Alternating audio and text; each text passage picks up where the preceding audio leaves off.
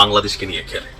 এই দেশের সরকারে যে যখনই বসে ভারত তাকে টেকনিক্যালি আপনার কন্ট্রোল করে।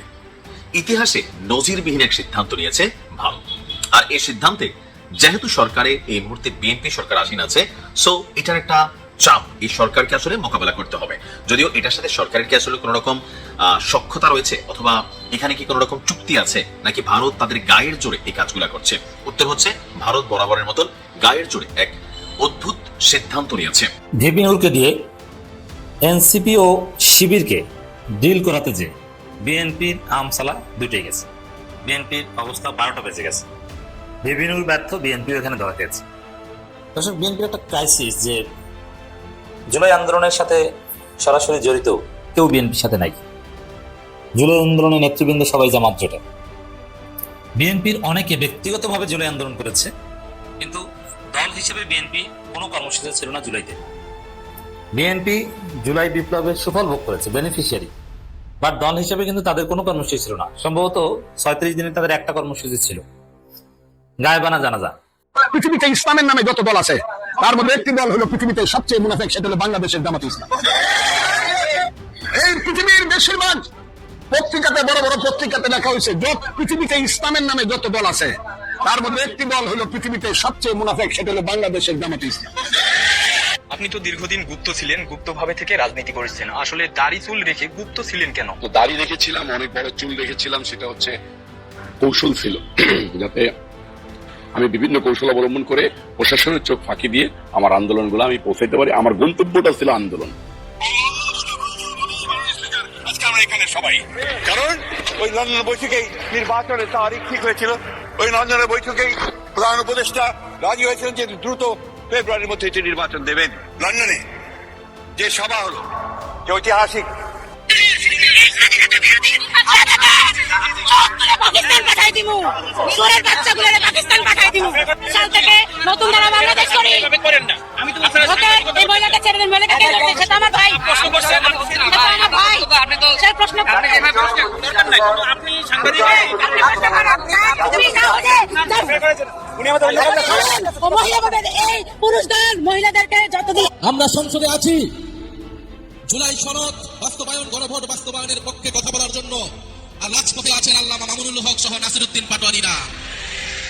ইনশাআল্লাহ আমরা একত্রে আছি। যদি সময় মতো দাবি আদায় না হয়, সংসদ এবং রাজপথ একাকার হয়ে যাবে।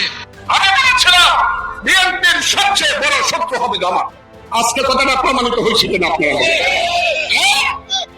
যদি জামাত আমাদের এলাকা এই দেশে থাকতে চাস, আমার দেশে পাগলা করছিলে, বলছিলে ফজলুর রহমানের জানাজা করা যাইবে না, পায়ে ধরে থাকতে হবে বাংলাদেশে। কথাটা বলে দিলাম। বিএনপি আর আওয়ামী লীগের রাজনীতি যে একই সূত্রে গাথা, এদের ক্ষমতায় না দেখলে আসলে বুঝতামই না।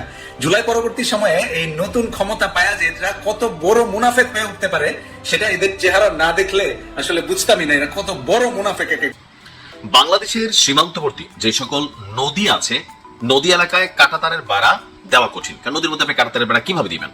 তো সেখানে অবৈধ অনুপ্রবেশ এবং চোরাচালান দুই দেশ থেকেই ঘটে। এইটা ঠেকানোর জন্য কুমির এবং বিষধর সাপের মতন শিকারী প্রাণী ছাড়ার একটা পরিকল্পনা গ্রহণ করেছে ভারত। এটা বিতর্কিত পরিকল্পনা। মূলত এসব দুর্গম এলাকায় অনুপ্রবেশকারীদের জন্য প্রাকৃতিকভাবে বাধা তৈরি করতে এমন প্রস্তাব করা হয়েছে। আসলে কি এটা কোন একটা দেশের সীমান্তের সাথে এটা চলে? কুমির কি চিনবে কে অনুপ্রবেশকারী? কুমির কি চিনবে কোনটা চোরা চালানকারী? ভালো একজন মানুষ মাছ ধরতে গেল, অথবা কোনো মানুষ গোসল করতে গেল, গরুড়ে গোসল করাইতে গেল, বিভিন্ন কারণে আমরা হয়তো নদীর মধ্যে তো আর সীমানার আইল টাইল থাকে না, বুঝতে একটু কষ্ট হয়। তো সেই ক্ষেত্রে কি কুমির বাইসা বাইসা খাবে? আপনি দেখেন এই যে এই সিদ্ধান্তগুলা, এটা যদি আওয়ামী লীগ সরকারের সময় হইতো আমরা প্রচুর গালাগালি করতাম, তো দেখো আওয়ামী লীগ তোমরা ভারতের সব দিছো, বউ জামাই সম্পর্ক এখন কি দিল আসলে। তো বর্তমানে বিএনপির সাথে ভারতের একটা ভালো সম্পর্ক আছে, কিন্তু এই যে ভালো সম্পর্কটার মধ্যে হুট করে আপনার এমন একটা সিদ্ধান্ত তারা বাস্তবায়ন করার চেষ্টা করছে, এটা আসলে কতটুকু যৌক্তিক? কোনোভাবেই এটা গ্রহণযোগ্য না। বাংলাদেশ সরকারের উচিত যে এটা নিয়ে খুব শক্তভাবে প্রতিবাদ করা। আওয়ামী লীগ সরকারের সময়ও এমন অনেক ঘটনা ঘটেছে, তখন আমরা শুনতাম যে আমাদের তারা চোর ডাকায়। তো আমরা আশা করি নিশ্চয়ই বিএনপি এমন ধরনের বক্তব্য দিবে না। বাংলাদেশের সাথে ভারতের প্রায় 4096 কিলোমিটার দীর্ঘ আপনার সীমান্ত অত্যন্ত দুর্গম ভূখণ্ডের মধ্য দিয়ে গেছে। ভারতের কেন্দ্রীয় সরকার দেখছে যে এই সীমান্তের কিছু অংশে কোনোভাবেই কাঁটাতারের বেড়া দেওয়া সম্ভব নয়। গত 26 মার্চ এক আভ্যন্তরীণ চিঠিতে ভারতের বর্ডার সিকিউরিটি ফোর্স বিএসএফ এবং পূর্ব ও উত্তর পূর্ব ফ্রন্টের সদর দপ্তরগুলোকে একটি নির্দেশ দিয়েছে। এতে সীমান্তের ঝুঁকিপূর্ণ নদীপথগুলোতে সরীসৃপ অর্থাৎ সাপ, ব্যাঙ, কুমির এগুলো ছেড়ে দেওয়ার সম্ভাব্যতা যাচাই করে দেখতে বলা হয়েছে। বাংলাদেশের সাথে সীমান্তে বেড়া দেওয়ার ভারতের এমন পদক্ষেপকে দেশটির মানবাধিকার কর্মী এবং বন্যপ্রাণী সংরক্ষণকারী উভয় পক্ষকেই চিন্তায় ফেলে দিয়েছে। প্রশ্ন হচ্ছে, সীমান্তের উভয় পাশের স্থানীয় জনগোষ্ঠী এবং এই অঞ্চলের বাস্তু সংস্থানের জন্য জীববৈচিত্র্য রক্ষার জন্য এমন পদক্ষেপের ঝুঁকি ঠিক কতটা? কেন ভারতের সীমান্ত রক্ষী বাহিনী হিংস্র বন্যপ্রাণী মোতায়েন করতে চায়? ভারত বাংলাদেশ সীমান্তে পশ্চিমবঙ্গ, ত্রিপুরা, আসাম, মেঘালয় এবং মিজোরাম রাজ্যের কাছ দিয়ে গেছে। এই এলাকাগুলোতে পাহাড়, নদী ও উপত্যকা ঘেরা অত্যন্ত দুর্গম কিছু অঞ্চল আছে। ভারত ইতিমধ্যেই 3000 কিলোমিটার সীমান্তে বেড়া দিয়েছে। বাকি অংশগুলো আছে জলাভূমি এবং নদী। আর এইসব জায়গায় সীমান্তের উভয় পাশেই স্থানীয় মানুষেরা বসবাস করেন। তো এখন এই যে অবস্থা, এটা নিয়ে আল জাজিরা বলছে যে আসলে এগুলো কি মাথা উলে গেছে। তবে এই মুহূর্তে ভারতের এমন একটা অবস্থান, এটা ভারতের সাথে ভারতের জনগণকেও একটা অসামঞ্জস্য পরিস্থিতিতে ফেলে দিবে। ভারতের মানবাধিকার কর্মীরা তারা চেতে যাইব।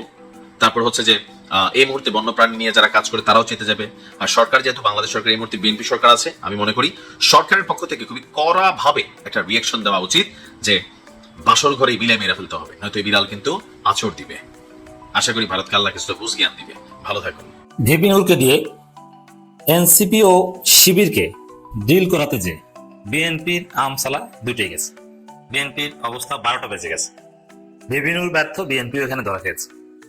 দর্শক, বিএনপির একটা ক্রাইসিস যে জুলাই আন্দোলনের সাথে সরাসরি জড়িত কেউ বিএনপির সাথে নাই।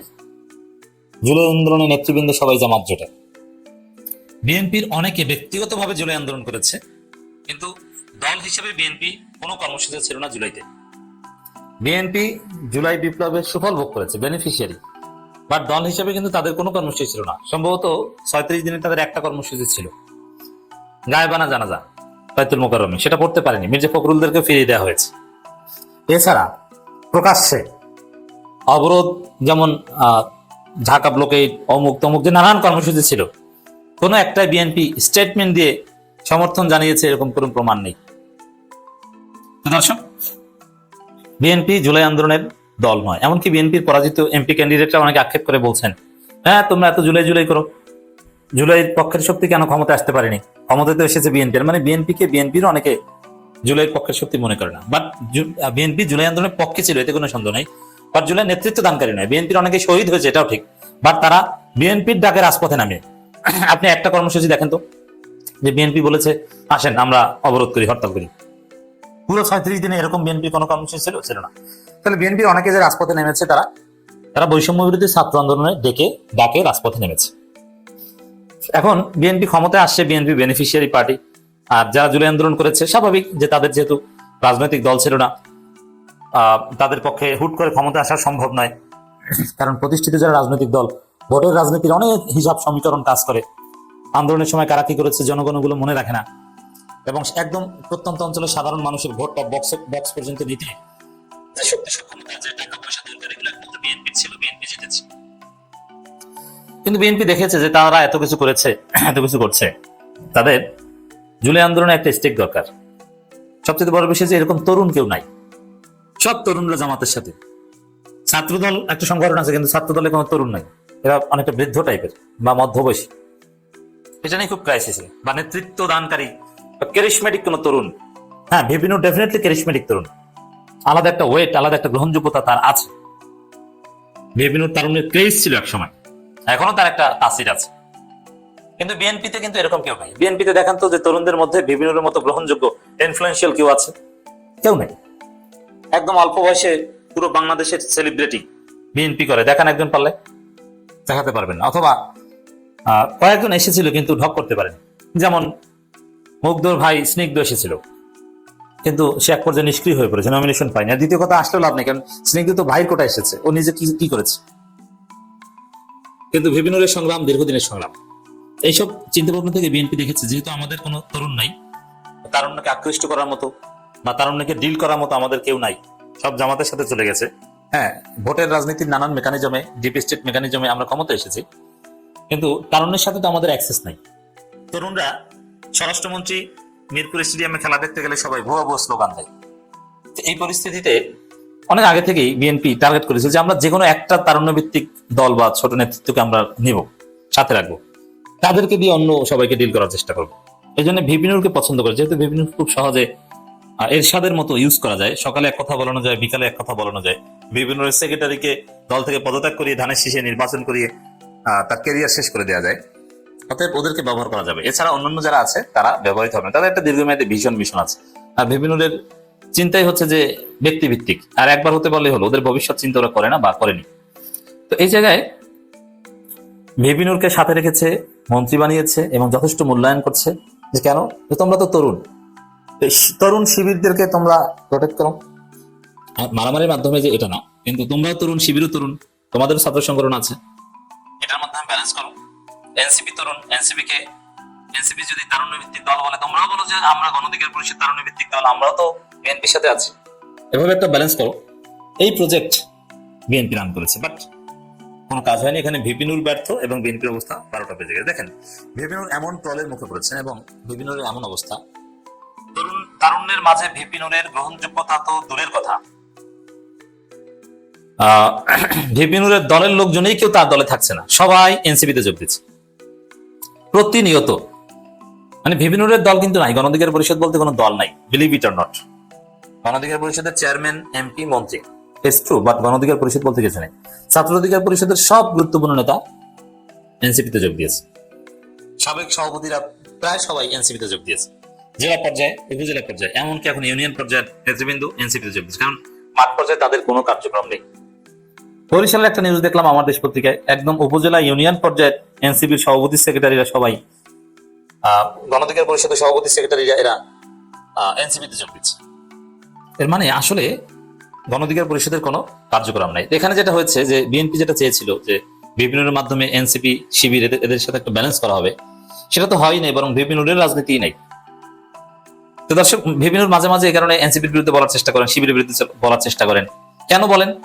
তো ওই যে, এবং ছাত্র অধিকার পরিষদ মাঝে মাঝে শিবিরকে একটু গালিও দেয়, কিন্তু ওদেরই তো খাওয়া নাই, ওদের সাথেই তো লোক নাই, ওদের লোক তো সব এনসিপিতে চলে গেছে এবং অনেকে কিন্তু জামাতেও যোগ দিয়েছে। আমাদের চোখের সামনে একটা রাজনৈতিক দলের মৃত্যু ঘটলো, সেটা হচ্ছে গণঅধিকার পরিষদ। দর্শক, এক কথায় যদি বলি যে ভিপিনুরকে বা তার দলকে এত সুযোগ সুবিধা দিয়েছে, 2টা মন্ত্রণালয়, মানে 2জন এমপি ক্যান্ডিডেট দিয়েছে, একজন এমপি হয়েছে, একটা মন্ত্রিত্ব দিয়েছে। এটা গণঅধিকার পরিষদ যে সাইজের দল, যত ভোটার, তাতে এগুলো কিছুই পায় না, কিন্তু তারপরে দিয়েছে। যার মাধ্যমে শিবির এনসিপিকে ডিল করা পারে, সেই তো নাই হয়ে গেছে। এখন ব্যক্তি ভিপিনুর কিছু বলে ওটা নিয়ে ট্রল হয়, ওটার আলাদা কোনো তাসির নেই। গণঅধিকার পরিষদের দ্বিতীয় কোনো নেতা নেই। রাশেদকে মানুষ সারাক্ষণ গালাগালি করে। রাশেদ জানেন তার জীবন এখন অতিষ্ঠ হয়ে উঠেছে, যার ফলে তিনি কমেন্ট বক্স খোলা রেখে কোনো একটা ফেসবুক পোস্ট করতে পারে না। তো জনগণের সাথে যদি ইন্টারাকশন করতে না পারেন কমেন্ট বক্স খোলা রেখে, তাহলে তো সেই ফেসবুক পোস্টেরও দাম নেই। তো দর্শক, ভিপিনুর মাঝে মাঝে বলেন, যেমন এখন বলছেন যে এনসিপি একটা দল রেজিস্ট্রেশনও পায়নি, সে সময় ডিম থেকে বাচ্চা ফোটার মতো, সেখানে এনসিপি কে নিয়ে জাতিসংঘে যায়, নির্দেশনা দেওয়া হয় ডিসি অফিস, এসপি অফিসে।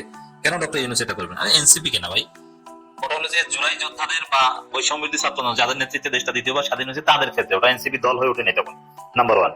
আর বাংলাদেশের কিংস পার্টি তো বিএনপি, এটা তো প্রমাণিত হয়েছে, কারণ সরকারের লোকজন এখন বিএনপির মন্ত্রী। এইসব কথাগুলো তো ভিপিনুর ধারে খাবেন। আর দ্বিতীয় কথা হচ্ছে যে ভিপিনুর এইসব কথার কোনো দাম নাই। গণঅধিকার পরিষদের চাইতে এনসিপি একটা জেলা শাখার সমানও এখন পুরো বাংলাদেশে গণঅধিকার পরিষদ না। আচ্ছা, নির্বাচনের আগে যদি এমন হয়তো এনসিপি বিএনপির সাথে জোট হইয়া নির্বাচন করত, তাহলে কেমন হইতো?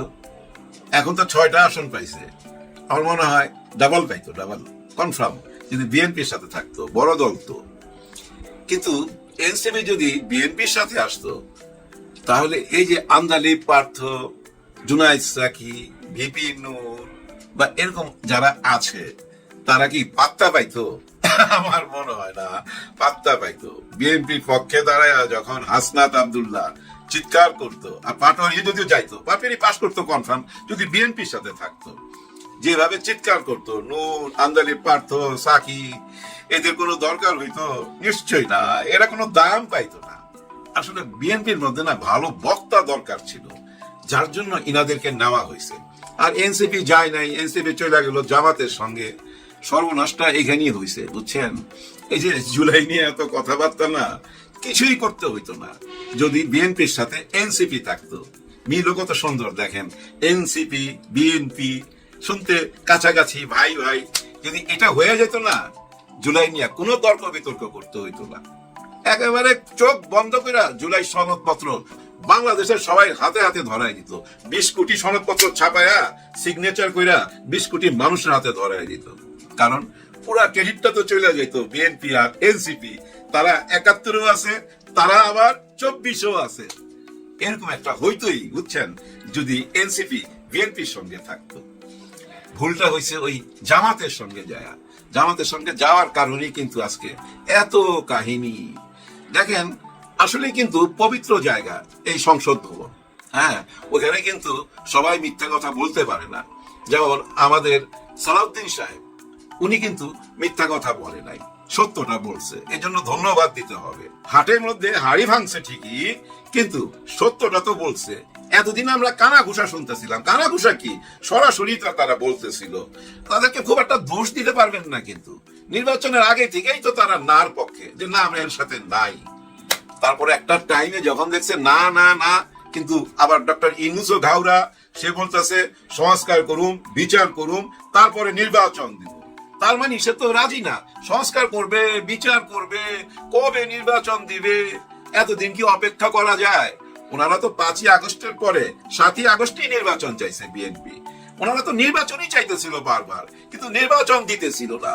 বিচার করতে চায়, সংস্কার করতে চায়, নতুন বাংলাদেশ করতে চায়, তারা তো এটা চাইতেছে না।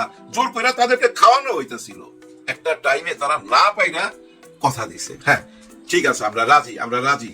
দেখেন, এই যে মহান সংসদে তারা এত বললো যে তারা রাজি হইতেছিল না কোনো মতেই নির্বাচনের জন্য, যার জন্য আমরা হ্যাঁ বলছি, ওয়াদা করছি, ওয়াদা কইরা নির্বাচন কইরা ফলাইছি। কিভাবে বলতেছিল, হাসতে হাসতে। চিন্তা করেন, এতদিন যে বলছে, এগুলা কিন্তু ধীরে ধীরে বলছে, অল্প অল্প বলছে, জোর ছিল না। সাথে আবার ওইটাও বলতো অক্ষরে অক্ষরে পালন করব। সবসময় কিন্তু বলছে অক্ষরে অক্ষরে পালন করব। সংসদের এই অধিবেশনের শেষ দিনে একেবারে ক্লিয়ার করে দিছে, বাংলা আবার উর্দুতে প্রচুর উর্দু কথা বলা হয়েছে। কিন্তু সংসদে আন্দালিবও কিন্তু উর্দু শায়েরি বলছে, কারণ উর্দু বললে খোঁচা মারা যাবে জামাতকে। কারণ জামাত তো পাকিস্তানি, মানে পাকিস্তানের পক্ষের জামাত। 71-এ তারা আসলে পাকিস্তানের পক্ষে ছিল। পাকিস্তান পক্ষে মানে নিজের দেশের পক্ষে থাকা। আমিও তো পাকিস্তানি, ইস্ট পাকিস্তানে আমার জন্ম, আমি পাকিস্তানি না। ওনারা ওই পাকিস্তানের পক্ষে ছিল, কিন্তু সেটা ভুল ছিল, 100% ভুল ছিল। ওই ভুল সিদ্ধান্তের কারণে তাদেরকে অনেক ভুগতে হয়েছে তো ভাই, ফাঁসির দড়িতে ঝুলতে হয়েছে। বিচার আচার কম হয় নাই তো, বহু বিচার আচার হয়েছে, বহু অপমান সহ্য করতে হয়েছে। এরপর একটা টাইমে ওনারা ক্ষমাও চাইছে। শহীদ প্রেসিডেন্ট জিয়াউর রহমান ওনাদেরকে সুযোগ সুবিধা করে দিল। 79 সালে আবার জামাতে ইসলাম নতুন ভাবে যাত্রা শুরু করলো এই দেশে। তার মানে কি এই দলটা পাক পবিত্র হয়ে গেল, শুদ্ধ হয়ে গেল, ক্ষমা পেয়ে গেল সবাই কাছে? না, সবাই কাছে ক্ষমা পায় নাই। বিশেষ করে আওয়ামী লীগের কাছে তো ক্ষমা পায় নাই। আওয়ামী লীগের ওই একটাই কথা ছিল, ওরা রাজাকার রাজাকার, আর আমরা স্বাধীনতার পক্ষের। এই একটা কথা বলেই দেশ চালাইছে। আর এই কথাটা বলতে বাধ্য হয়েছে তারা। কারণ কি জানেন, জামাত মানি তো একটা ইসলামিক দল। আর ইসলামবাদী রাজনীতি যদি এখানে জায়গা উঠে, নারে তাকবীর আল্লাহু আকবার স্লোগান যদি শোনা যায় আপনার চারিদিক থেকে যদি এরকম ধ্বনি শোনা যায়, ওই ধ্বনি তো বাতাসে বয়ে নিয়ে যায় ওনাদের কানের মধ্যেও ঢুকাইয়া দিবে, ওনারাও তো শুনতে পাবে। হায় হায়, ওদিক থেকে নারে তাকবীর আল্লাহু আকবার স্লোগান আসতেছে। ভয়ের ব্যাপার না, ভীষণ বড় ভয়ের ব্যাপার। কিন্তু ওনারা কিন্তু নিজেদের রাজনীতি করবে, ওনারা কিন্তু হিন্দুবাদী রাজনীতি করবে, নিজেরা হিন্দুবাদী রাজনীতি করবে, জয় শ্রীরাম স্লোগান দিয়া যা ইচ্ছা তাই করতে পারে। কিন্তু এখানে যদি ইসলামবাদী রাজনীতি জায়গা উঠে, ইসলামের কথা যদি এখানে বারবার প্রচার করতে থাকে, ইসলামিক পন্থীরা যদি দাঁড়ায় যায় রাজনীতিতে, তাহলে তো ওনাদের জন্য একটা বিরাট হুমকি। যার জন্য ওনারা কি করছে, আওয়ামী লীগকে হাত কইরা এই জামাত ইসলামকে রাজাকার ট্যাগ দিয়া দাবায় রাখছে, ছাত্র শিবিরকে দাবায় রাখছে, বিভিন্ন রকম মামলা মোকদ্দমা দিয়া দাবায় রাখছে। আর দাবায় রাখছে কাদেরকে? বিএনপি কে।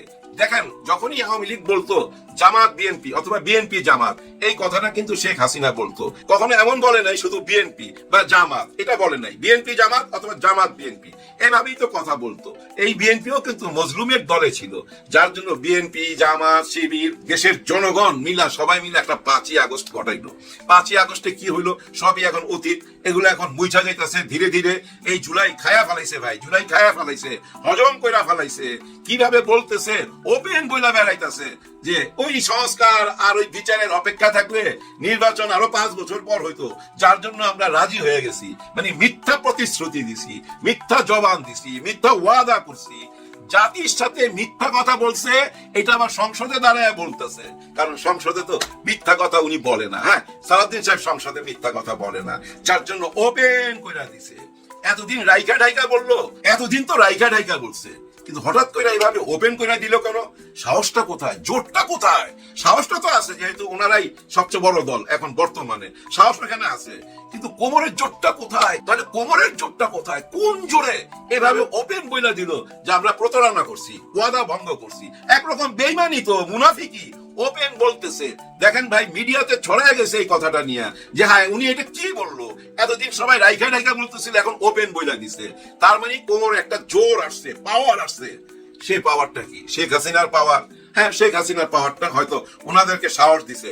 আসি ভাই, আপনার পিছনে বইলা যান, কোনো মতেই জুলাইকে সামনে আসতে দেবো না। জুলাই খায়া ফেলান, হজম কইরা ফেলান। আসলেই তো এখন খাইছে, এখন হজম কইরা ফেলবে। ভাই ব্রাদার, যে কোনো সরকার হইলে তো এইটুক চিন্তা করবে। আচ্ছা, এই জুলাইতে এত রক্ত দিল, 1400 মা বোনের বুক খালি হইলো, 24 থেকে 28,000 মানুষ পঙ্গু হইলো। পঙ্গু মানে বুঝুন তো ভাই, 26 থেকে 28,000 ফ্যামিলি, 28,000 পরিবার পঙ্গু হয়ে যাওয়া, ধ্বংস হয়ে যাওয়া, তাই না ভাই? তারপরও কেন ওনারা এইভাবে সাহস করে বলতেছে? ওনারা কি একটু ভয় পাইতেছে না? ওনারা কি একটু ভাবতেছে না? আচ্ছা, এরা যদি আবার মাঠে নামে, এরা যদি আবার দাবির জন্য রাস্তায় নাইমা যায়, তখন কি করুন? তখন কিভাবে এদের ঠেকামু? ওই আগের মতো, শেখ হাসিনার মতো প্রশাসনকে কাজে লাগায়া, পুলিশ, র্যাব, আর্মি সব কাজে লাগাইবেন ঠেকাইবার জন্য? এটা কি হয়? এটা কি সম্ভব? মনে হয় সম্ভব। তাইলে এইভাবে উনি কেন বলতে যাবে? আপনারা না বলছেন অক্ষরে অক্ষরে পালন করবেন, সবগুলা পালন না করেন, কিছুটা হলেও তো পালন করবেন, তাই না? কিছুই তো করতেছেন না। যেমন জামাত এবং বিএনপিকে নিয়ে একটা কমিটি করছে বিভিন্ন রকম সমস্যার সমাধানের জন্য, কিন্তু কমিটি তো করা উচিত ছিল জুলাইকে নিয়ে। জুলাই কি হবে সেটা নিয়ে তো আগে সমাধান করা উচিত ছিল। দেখতে দেখতে 2-2.5 মাস চলে গেল, প্রথম সংসদ শেষ হয়ে গেল, আবার হয়তো ঈদের পরে যায় আবার নতুন করে কি আর শুনুম? ওই একই কথা শুনুম, 71। হ্যাঁ ভাই, 47, 52, 71, আবার ওই 90, আবার ওই 24। এইসব আলোচনার মধ্যে সবসময় বড় আলোচনা কি? আমরা মুক্তিযোদ্ধা, আমরা স্বাধীনতার পক্ষে, আর তোরা রাজাকার। কি ভাই, এটাই তো হবে আবার। হ্যাঁ, দেখেন আবার যখন সংসদ বসবে ওই একই আলোচনা হবে। আমার মনে হয় কি জানেন, সংসদে সবাই মিলা একটা সিদ্ধান্তে আসা উচিত। দেশে কতগুলা রাজাকার আছে এটা একটা লিস্ট দেওয়া উচিত। আমরা যতদূর জানি 10,989 জন রাজাকার আছে। হ্যাঁ, 10,989 জন রাজাকার। এখন কি এতগুলা রাজাকার বাইচে আছে? তাদের কি বিচার আচার হয় নাই? শেখ মুজিবুর রহমান তো তাদের বিচার করছে, আবার ক্ষমাও করছে। যারা ক্ষমা পেয়ে গেছে আইনের ফাঁক দিয়া, তাদেরকে তো আর ধরতে পারবেন না। আর যাদের বিচার করা, তাদেরকে তো বিচার করাই হয়েছে। এই বিচার থেকে তো ভাই বিএনপির সালাউদ্দিন সাহেবও বাঁচতে পারে নাই। সালাউদ্দিন সাহেবকেও তো ভাই ঝুলানো হয়েছে। এত ট্র্যাজেডি, ওনার মৃত্যুটা দেখেন, মৃত্যুর 4 ঘন্টা আগে উনি জানছে আজকে ওনাকে ঝুলানো হবে। উনি খুবই আশা করছিল রাঙ্গুনিয়া নামে একটা জায়গায় ওনার কবর হবে, কিন্তু সেখানে ওনাকে কবর দিতে দেয় নাই, অন্য জায়গায় কবর দেওয়া হয়েছে। আমি এমন ঘটনাও দেখছি, ছাত্রলীগের পোলাপান যায়া ওনার কবরের মধ্যে আক্রমণ করছে, ওনার কবরের সাইনবোর্ড খুলে নিয়ে চলে গেছে। এই দৃশ্য তো দেখছি, এই ঘৃণাও তো দেখছি। তারপরে সারা দেশের মানুষের ঘৃণা নিয়ে ওনারা চলে গেল। কিন্তু আপনারা যদি ওই একই পথে চলেন, আপনারা কি ঘৃণার বদলে ভালোবাসা পাইবেন এটা আশা করতেছেন? না, নিশ্চয়ই না। ঘৃণা জন্ম নিচ্ছে, মানুষের ভিতরে ঘৃণা জন্ম নিচ্ছে, মানুষের মধ্যে বিতৃষ্ণা জন্ম নিচ্ছে, মানুষ অস্থির হয়ে যাইতেছে। কারণ কি জানেন? চোখের দেখা একটা জুলাই, এই জুলাই স্বীকৃতি দিবেন। আচ্ছা, বাদ দেন স্বীকৃতি, একটা গণভোট তো হয়েছে এদেশে, ওই গণভোটের তো স্বীকৃতি দিবেন। গণভোটের স্বীকৃতি দিলেই তো দেশের সংস্কার হয়ে যায়, সবকিছু আবার নতুন করে শুরু হয়। যে স্বপ্নটা আমাদেরকে দেখানো হয়েছিল সেই স্বপ্নটা তো আমাদের পূরণ হয়। এখন কি মনে হয় জানেন? গত 2 বছর যাবতই ঘুমের মধ্যে আছি, আর ঘুমের মধ্যে ওই জুলাই স্বপ্ন দেখতেছি। আর একটা কি দেখতেছি জানেন? আমার ওই স্বপ্নের মধ্যে কে জানি আইসা হিসু কইরা দিয়া চইলা যাইতেছে, তারপরে আমার ঘুম ভাঙতেছে, হিসু করার পরই ঘুম ভাঙতেছে, কারণ আমার মুখে হিসু করছে। তো আমার তো মনে হয় আসলে ভাই আমরা ঘুমের মধ্যে আছি। শেখ হাসিনা চলে গেল, আমাদেরকে পুরা জাতিকে ঘুম পাড়ায় দিয়ে গেল, আমরা ওই ঘুমের মধ্যে আছি। ঘুমের থেকে জায়গা দেখি, ওই যে আমার মুখের মধ্যে হিসু কইরা দিয়া চইলা গেছে, আমার স্বপ্ন ভাঙা গেছে। এই স্বপ্ন আর কিভাবে পূরণ হবে? এই স্বপ্ন খায়া দিছে ভাই, জুলাই খায়া দিছে। এই স্বপ্ন পূরণ করা ভীষণ কঠিন হয়ে যাবে। এই স্বপ্ন পূরণ করতে গেলে আবার রক্ত ঝরবে, আবার দেশে অশান্তি হবে। তারপরে সবচেয়ে বড় কথা, মানুষ কি মাইনে নিবে? আমাদের বয়সী মানুষরা হয়তো মাইনে নেবো, বয়স হয়ে গেছে। কিন্তু এই জেনারেশন, যে জেনারেশন ভাই এখনো ঘুমায় নাই। লিটল ফ্লাওয়ার স্কুলের মধ্যে দেখছেন না, ঢাকা একটা নাম করা স্কুল লিটল ফ্লাওয়ার, ওই স্কুলের মধ্যে একজন টিচারকে একটা ছাত্র অপমান করছে, তার গোপন জায়গায় হাত দিছে। টিচার উনাকে 2টা থাপ্পড় মারছে। তারপরে দেখেন স্কুলে ফোন দিছে ওই ছাত্রের বাপ, এই তোমার যে টিচার আমার ছেলেকে থাপ্পড় মেরেছে তাকে আমার বাসায় পাঠাও চা খেতে। প্রধান শিক্ষক কেন ওনার কথায় উনাকে পাঠাইলো? কারণ উনি একজন বিচারপতি।